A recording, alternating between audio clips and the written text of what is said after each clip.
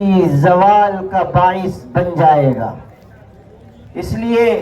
وقت رہتے ہوئے حکومت کو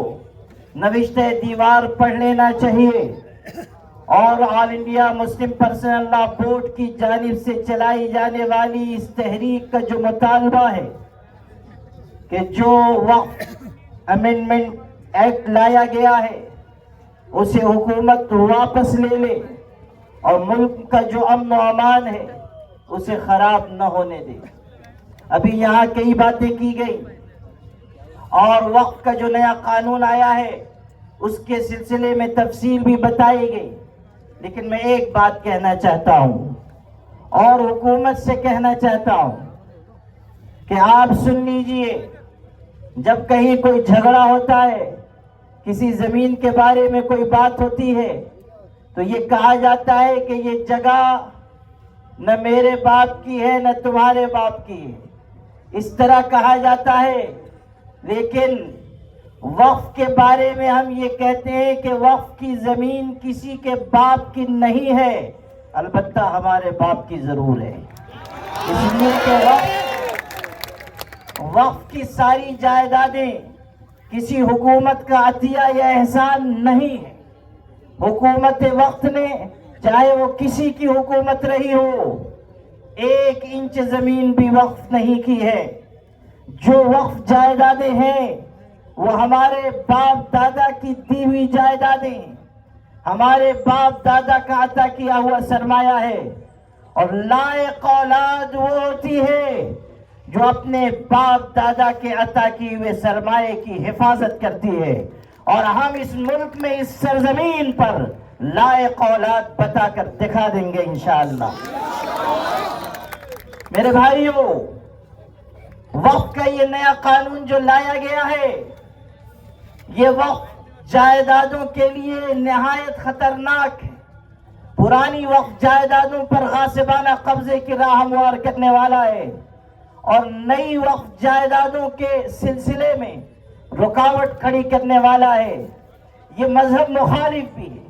یہ دستور مخالف بھی ہے۔ یہ جو ہمارے SC ST OBC کے بھائی، مختلف سیاسی جماعتوں کے نمائندے، انصاف پسند ہندو برادران، سکھ بھائی اور مختلف سماج اور سمودائے کے لوگ ہمارے ساتھ اس وقف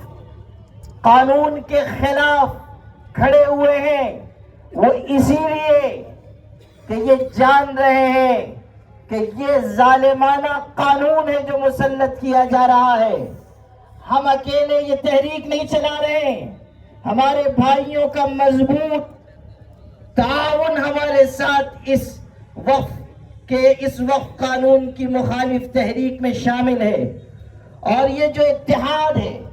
اس کے پیش نظر ہم یہ کہہ سکتے ہیں کہ نور کی یہ ایک کرن ظلمات پہ بھاری ہوگی، رات تمہاری ہے تو کیا صبح ہماری ہوگی۔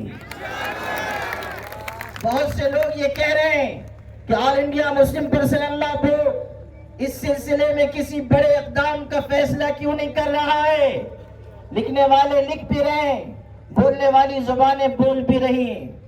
لیکن سن لیجئے، آل انڈیا مسلم پرسنل لا بورڈ حکیمانہ فیصلے کرنے کا عادی رہا ہے۔ وہ سوچ سمجھ کر نزاکتوں اور مصلحتوں کو دیکھ کر فیصلہ کرتا ہے، اور جب وقت آئے گا کہ کوئی بڑا فیصلہ کیا جائے تو اس وقت بڑا فیصلہ بھی کیا جائے گا انشاءاللہ، اور یہ ملت بتائے گی کہ کل اگر ہم ملک کو بچانے کے لیے آئے تھے تو آج اللہ کی شریعت کو بچانے کے لیے آئیں گے۔ یہ ہمیں بتانا ہوگا۔ آل انڈیا مسلم پرسنل لا بورڈ نے 13 جولائی تک کا ایک اسٹیپ طے کیا تھا، اور انشاءاللہ وہاں تک یہ تحریک کامیابی کے ساتھ چلے گی۔ 13 جولائی کے بعد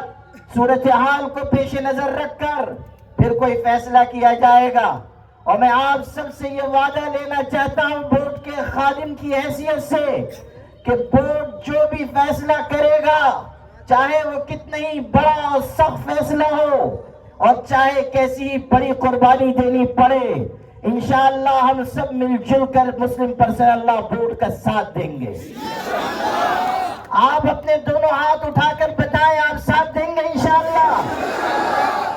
آل India Muslim Personal Law Board اس ملک کے مسلمانوں کا سب سے بڑا ادارہ ہے، سب سے متحدہ اور مشترکہ ادارہ ہے، اور اس کی اجتماعیت اس کی سب سے بڑی طاقت ہے۔ آج اگر All India Muslim Personal Law Board یہ تحریک چلا رہا ہے تو ہمیں اللہ کی ذات سے یہ قوی امید ہے کہ اس تحریک میں کامیابی ہمارے قدم چوم کر رہے گی انشاءاللہ الرحمن۔ اس لیے آپ کم ہمتی کا شکار نہ ہو، کسی بزدلی کا شکار نہ ہو، بلکہ آپ پورے جوش و جذبے کے ساتھ اس تحریک کے قدم سے قدم ملا کر آگے بڑھیں، اور یاد رکھیں کہ ایک فیصلہ زمین والوں کا ہے اور ایک فیصلہ آسمان والے کا ہے۔ زمین والوں کے فیصلے پر آسمان والے کا فیصلہ غالب آ کر رہے گا۔ یہ لوگ جو آج اقتدار کے نشے میں مدہوش ہو کر آگے بڑھ رہے ہیں، وہ سمجھ لیں کہ کہنے والے نے یہ کہا تھا، چڑھتا سورج بتا رہا ہے مجھے، بس یہیں سے ہے زوال میرا۔ اس لیے آپ سب سے میں یہ گزارش کرتا ہوں